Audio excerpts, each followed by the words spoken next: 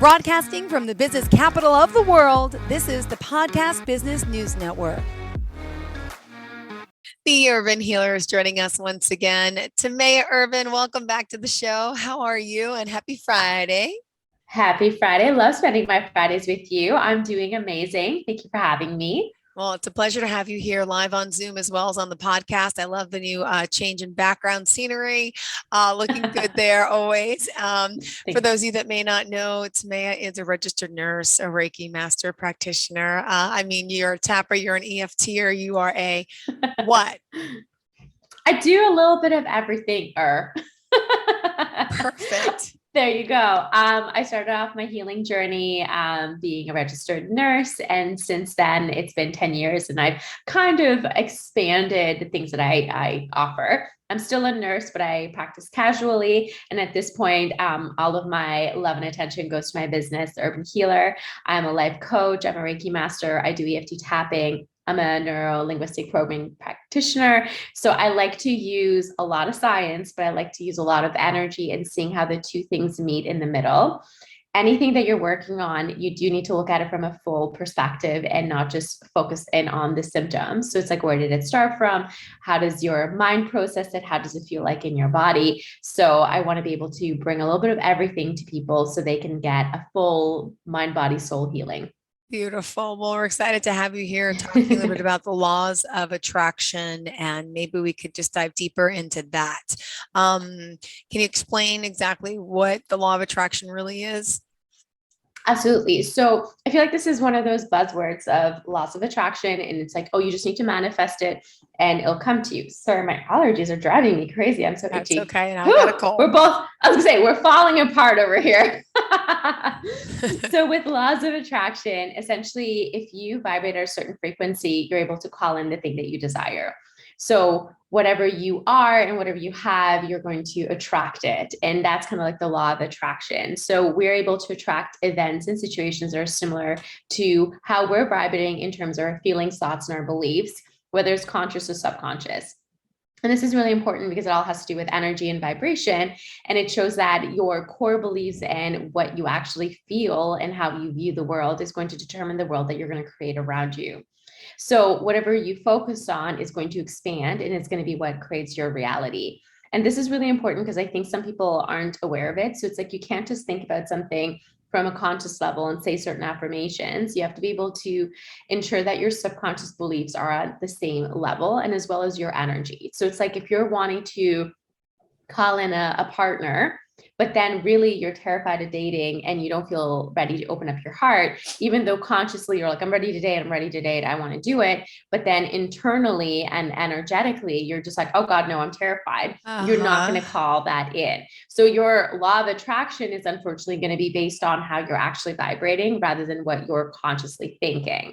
So again, it's more about, you can't just focus on it and it like somehow manifests. You have to do the inner work to kind of get to it. But I do want to share a couple of tools and tricks in terms of how to make it happen faster, how to make it feel better in the process. And these are also some tips in terms of how to even make manifestation easier. Because I think there's a lot of little quotation mistakes people are making, and then they're not getting what they want or things are taking longer. So it's like, why can't we make it a little bit easier and smoother? And just want to share some of the wisdoms that I've figured out throughout the years. Absolutely. Would love to hear it. Go ahead. We're all looking for manifestation tips. What do we do? How does it work? Oh, so it all has to do with your practices and your daily rituals. And you want to make sure that the thing that you're doing every single day, and even if there's like little tiny baby steps, that you're moving towards the thing that you desire. And this is just a way of getting both your mind and your body fully aligned with the thing that you're trying to call in. And it's like, you do need to do a little bit of inner work, and you do need to kind of check in with, it's like, am I thinking the way I want to be thinking to call this in? Am I showing up like the person who maybe already has this, as opposed to still living in like a scarcity mindset where you're vibrating from a lower frequency and you're not calling it in? And just for the record, vibrating from a lower frequency, you're never bad, wrong, you're not doing it the wrong way. But it's just, where can you improve? Where can you expand? Where can you rise above so you can make this feel better? So first thing that I want to talk about is visualization. And this is something I've talked about so many times, but I feel like people know about it, like this is not something new, but then they're not doing it because I think they don't realize how incredibly powerful it actually is. And this is a way of actually activating different parts of your brain in order for you to pretend that you already have the thing that you want. And this is really important because your mind actually can't tell the difference between you thinking about it or you actually having it. So then this is a way of you actually taking like a test run of the dreams and desires that you have. And it's important because then it actually allows your body to experience it as if it was real. It allows you to enjoy the good parts of it as if it already happened. And this is like, I know it sounds a bit woo, but this is something that people do when they're like star athletes.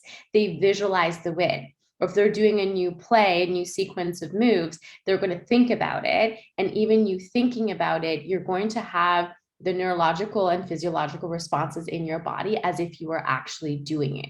So there's so many studies out there. So let's say somebody is a basketball player and they're really pretending to like visualize this win, and they're going through all the steps they're going to take, and they're visualizing taking the shot, the ball goes through the hoop, and they won the game.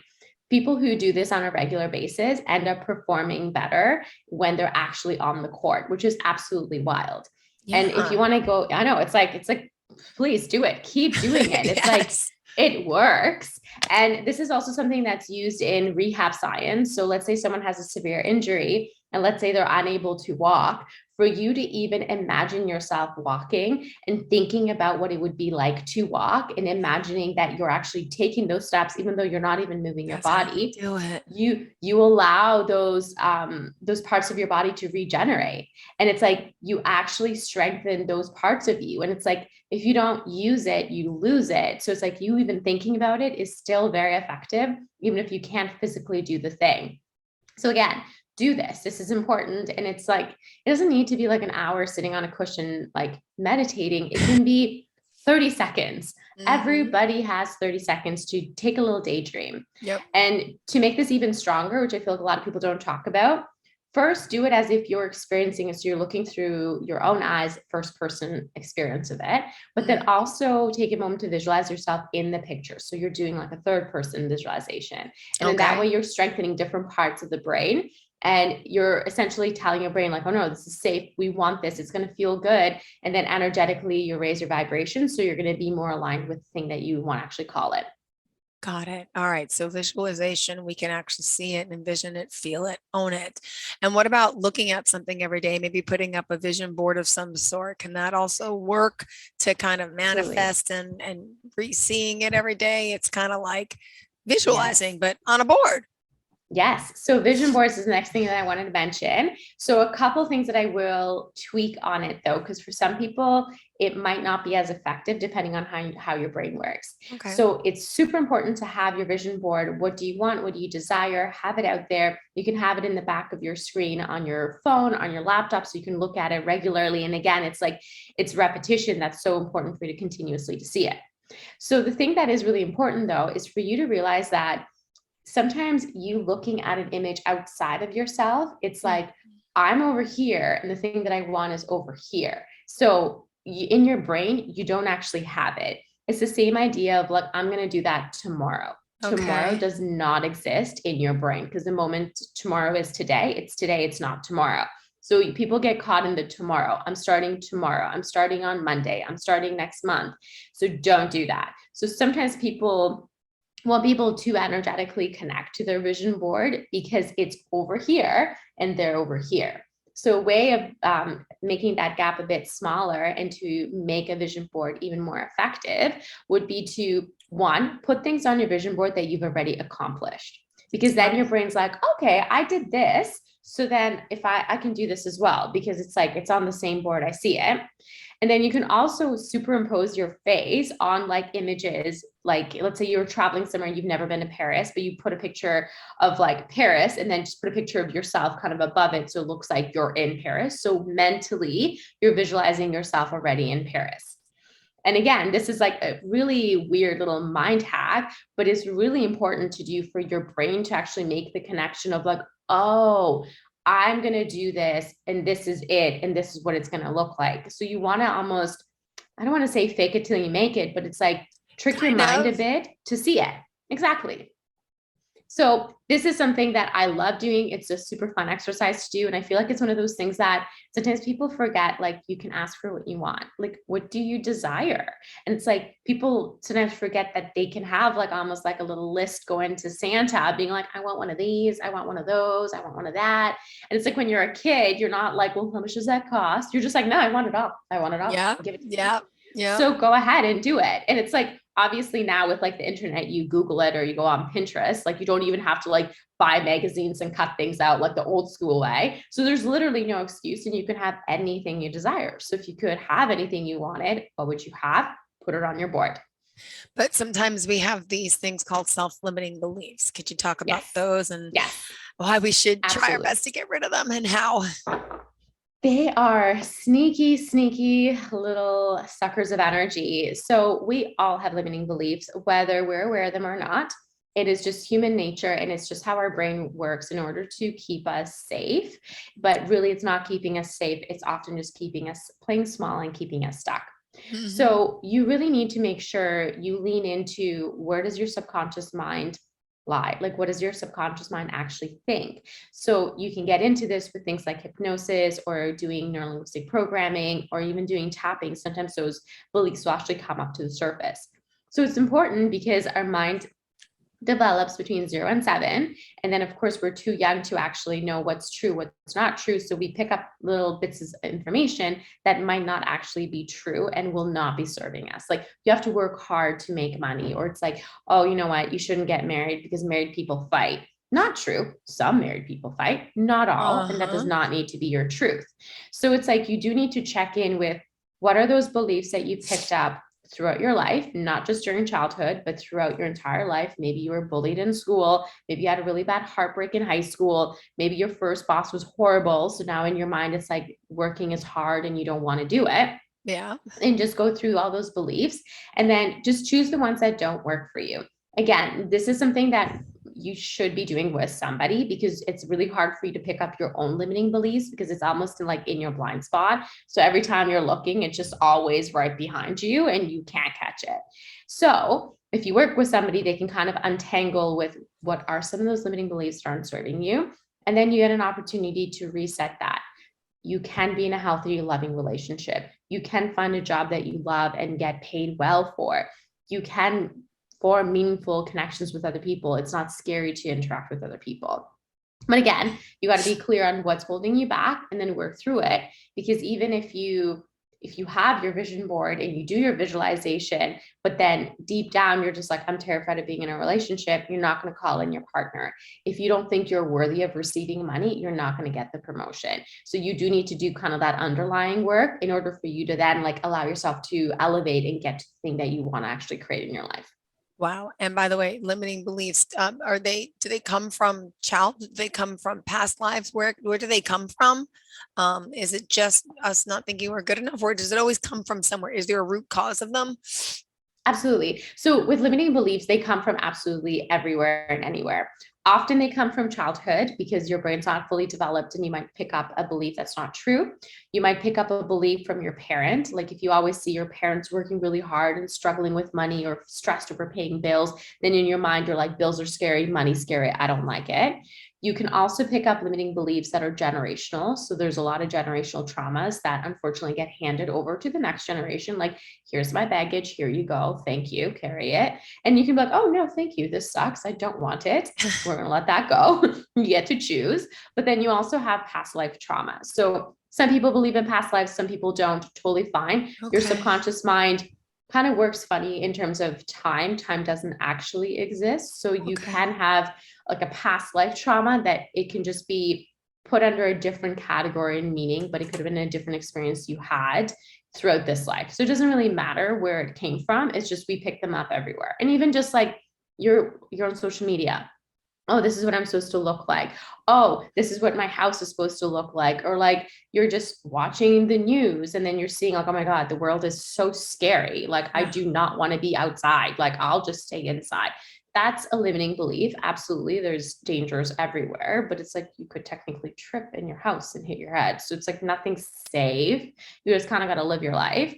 So those limiting beliefs come from all over the world, all Okay. over your lifetime. It's just They're floating everywhere. We're just kind of picking them up as we go along. All right. And what about gratitude? How important is that? And gratitude journaling, per se, if we can, dive deeper into it.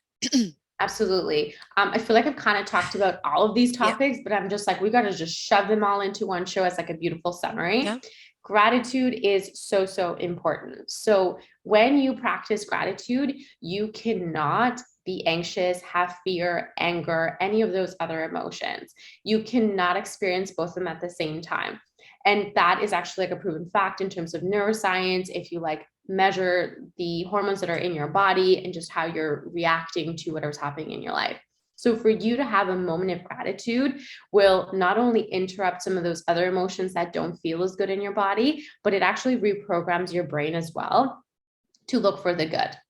And every day is filled with so much abundance and love and like things to be grateful for. But if we are too busy being caught up in our mind, in the hustle, in the hurrying and the rushing, we like don't notice those little beautiful miracles. And it's just like, maybe it's like you're outside and a baby just waved and smiled at you, or maybe you just missed a beautiful sunset, or look, there's a rainbow, or like you're drinking your coffee and you're actually tasting it as opposed to guzzling, which side note, I sometimes do it too, no judgment. But having those little tiny moments of gratitude like kind of breaks up your day, because then you land in the now. You're not freaking out over the past. You're not obsessing over the future. You land in the now. It's like my coffee right now is amazing, or that my puppy is an angel, not always, but she's funny and she makes me laugh. And it's like you have a moment to really, really enjoy that. So again, being able to appreciate it, stop and notice those little details, not only physiologically settles your nervous system and allows you to get down regulated and calm, but it also raises your vibration and your frequency. So then you're telling the universe, hey, I'm like super appreciative of all the things you've given me. And then the universe is like, here, have some more. And it's like, if you bought someone a beautiful gift and then they're like, oh, thanks, and they just like throw it to the side, you're not going to be like, here's more. You're just like, you're rude. Yeah, exactly. So think about it that way. So in terms of the universe and just the laws of attraction, the more you're appreciating all that you have right now, even if right now kind of sucks. So I just do want to acknowledge that. But then it's like you can still have gratitude for little tiny things. And then you start looking for more good and you're realizing all the good that it's in your life. And when you actually have a journal, you can go through your journal. So when you're having a crappy day, you can be like, oh, look at all the things I could be grateful for. Look at all the blessings that are in my life. And then it immediately will shift your mood. It immediately changes your vibration and your frequency of your body, of like how you're vibrating and how you're feeling. And then it immediately makes it a little bit better. So the way I also like to describe it is, let's say you're wanting to tune into a certain radio station, and the radio station is 103 and it's up here. But then you are like 99, 87, then you're like 101. Well, if you're not tuning into that radio station, you're not going to hear that radio station. Simple. So if you are wanting to call something in, according to the laws of attraction, you have to be vibrating at the same frequency, or you're constantly missing it and you're not going to actually get the thing that you desire. So with gratitude, this is a super easy and effective way for you to elevate your being and get, I guess, higher in terms of your frequency and get closer to the thing that you actually want. Oh, I like this one. All right. And you also mentioned a little bit about manifestation. We talked about that before, but what about manifestation affirmations? What is that specifically? Absolutely. So our brain is programmed to remember the bad. And this just has to do with the fact of keeping us safe. So it's like, don't eat those berries, they're poisonous. This tiger can eat your child, stay away. Super important. But now we're not foraging in the forest. That's funny. There are no tigers. So I should make you laugh when you're not feeling well. I know, but it was funny.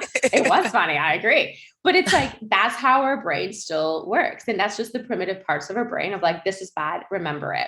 But now it's like email comes in and you're just like having this full life or death response, which is not true. You're going to be fine regardless of what was in the email. You are okay. So with affirmations, all you're doing is repeating positive statements, and you're Okay. repeating statements that feel good, which will then slowly start eliminating the negative beliefs. So when you check in with your mind, what are you thinking? Do you feel like you're not good enough? Do you feel like you didn't do enough? Do you feel like you're behind in life? Do you feel like you're failing with your finances? And it's like you're constantly thinking it over and over and over again. And again, it's like over 80% of your thoughts are going to be repeated over and over again, and most of them are negative. And that's just the state that we live in if you don't check in and actually see what's going on in your mind. And it's like, some people are like, oh, it's scary, I don't want to go in there. I'm like, you can go in there, just do it. I promise Uh-huh. you're okay. And then it's like, okay, you know what? Maybe my finances aren't exactly where I want them to be, but in the moment, I'm doing the best I can and I'm taking steps to figure it out. And that's amazing. So it's like for you to be able to reprogram your mind and just like catch some of the quotation bad and replace it with the good, it allows your nervous system again to down regulate, for your energy Okay. levels to increase, for your mood to shift, for it to feel better. So you want to be breaking these cycles of like repetitive thoughts that are not serving you and putting in something better. And as you do this, it's the whole idea of if you don't use it, you lose it, but in a good way. You want to lose some of those thought patterns, and you're calling in new thought patterns. So again, you're reprogramming your brain and you're creating a new pathway for how your brain works. I'm thinking a song I can't sing, but A New Day. I think it's Celine Dion sings it. What I will about also folk? not be singing. Thank you. Focus wheel. Go ahead. I'm sorry, my voice is horrible. Would you mind Oh my continuing? gosh, that's okay. Don't worry. It sounds lovely. And I'm sending you all the love, okay? Thank you. So, with the focus wheel, it's a way of actually diving into your manifestation process of just like, how can you choose better thoughts? So, making it super easy, let's say you draw a circle on a piece of paper or on a board, and then you write down the goal that you desire, and then you start writing down positive thoughts that are related to this goal. And you're creating almost like a wheel going all the way around it. So, for example, if your goal is to have better health and to start like loving your body more, then some of the statements could be like, I'm exercising 4 days a week. It makes my body feel good. I'm allowing myself to get stronger. I'm going to eat healthy, balanced meals every single day. I'm going to make sure I'm resting enough. And then it's like, as you're writing down those new thoughts and those new ways of being, you're also shifting how you're viewing that thing. So it's not like, oh my God, how am I ever going to make the time to work out? Meal planning sucks and I hate Yep. doing it. I don't have the time. It's like, these are the things that I'm going to do. And then slowly starting to feel how good it would feel if you actually did that. But you do want to keep it in the future. Sorry, you want to keep it as a present tense, not the future, because then again, you're going to get caught in that tomorrow trap, which is a little bit tricky with your brain. So even though you haven't started working out 4 days a week yet, make that your goal that you're moving towards. Even though you're not meal planning and doing a big meal prep on Sunday, what if you do it once a week for 2 days and you're just starting, or you're starting to be like, get rid of my chips and I'm going to get some snap peas instead. And it's like slowly little changes. And it's like, it's all about those baby steps. It's hard for you to completely overhaul your entire life. So celebrate those little tiny wins, but then also energetically align to them. Got it. All right. And act as if. What does that Yes. mean? This one I really love, which is why I left it to the very end. And this is one of the quickest way for you to attract the thing that you desire and to call it in. So you're starting to practice this acting as if you already had it. So one of the things that I like to say as an example is, if you were $1 million CEO, would you care about this, this, and this? Would you show up like this, and this? Like, would you wear your pajamas to a Zoom call? No, you would at least put on a nice shirt and hide your pajamas and maybe put on some lipstick, and that's fine. And it's Mhm. like, what would you do? And it's like, if you already had your dream partner, how would you show up? Would you be constantly talking about how hard it is to date, how horrible it is to date, not put yourself out there? Or let's say you have a bed that's shoved against a wall. Well, if you had a partner living with you, like, would they want to crawl in from the other side? You'd move your bedroom around a bit so it feels like you can have two people living there. Or True. would you have a closet that is like exploding? Or would you start making a little bit of room as if you already had the partner? So these are little tiny shifts that you can make. And again, you're catching your thought processes, you're catching your behavioral patterns, and you're just catching how your energy feels. And this one, like I use often, it's like, if I was $1 million CEO, would I get bothered over this small detail? No. Would I even do this, or would I delegate it? I would delegate it. Would I prioritize my rest so I can show up and be creative and like feel like full of vitality for my clients? Absolutely. So even though like I'm getting paid a certain amount of money, I'm going to assume that every single one of my clients is like dropping like 10 grand to speak to me. And if that's how much they're paying you, you're showing up very differently. Like you're going to kind of do your makeup or show up in a way that feels good. You're going to do the prep work. So energetically you're rising, and you're really raising that frequency of how you're showing up. This is what you want. This is where you are. Act as if. And it's like an elevator that's going to take you right up to what you actually want. And again, start today. Start today. Even though you don't have $1 million business and you might not have your dream partner, if you did, what would be little tiny tweaks you can make? And it's always about the consistency and those tiny changes you make in your life for you to actually get the things that you desire. Beautifully said. Thank you. Good job. Thank you. Thank you. Thank you. And would you mind just telling us a little bit more about your services and, of course, how we can reach out to you? Absolutely. So you can catch me on my website. It's theurbanhealer.ca, CA, because I'm in Canada. I do have a virtual business, and all of my clients are international. So wherever you are, I would absolutely love to have you as a client. In terms of my services, I'm a Reiki practitioner and Reiki master, so I can give you Reiki and certify you in Reiki. I'm a life coach. I do one-on-one as well as group settings, and I'm doing a trauma healing workshop starting next week with one of my good friends, and we're going to be talking about the physical and emotional aspects of trauma and energetically healing it and releasing it. I also do a lot of EFT. I do hypnosis. If you're in Toronto, Canada, I'm downtown, so I do have a couple in real life, like in-person events. So find me either on my website, theurbanhealer.ca, or on my Instagram, _urban_healer. There you go. Thank you so much. I appreciate it. Have a happy and healthy weekend. I know you don't celebrate Memorial Day, do you? No, but I'll celebrate it for you. Perfect. We get an extra day off of work, so that'll help with my sickness. Nice. I hope you have a fantastic weekend. Thank you so much. Are you looking for even more of the podcasts and hosts that you love? The Podcast Business News Network is proud to announce that you now have even more ways to listen live. Check out the MyTuner Radio, online radio box, and Simple Radio apps on iOS and Android, or find us online. Search for Business News Network on mytuner-radio.com, or search Podcast Business News Network on streama.com and onlineradiobox.com/US. Take your podcast on the go and don't miss a minute of the action.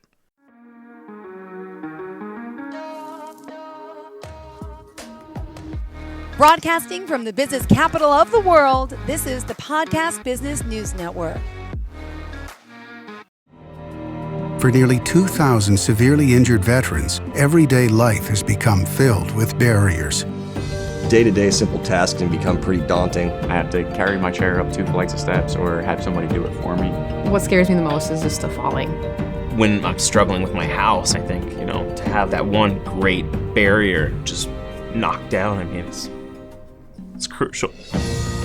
Home for Our Troops is a wonderful nonprofit that builds a mortgage-free, fully adaptive, handicap-accessible house. And there's no catch. It'll be our very first home that we've ever owned. This is a game changer. This is where your life begins again.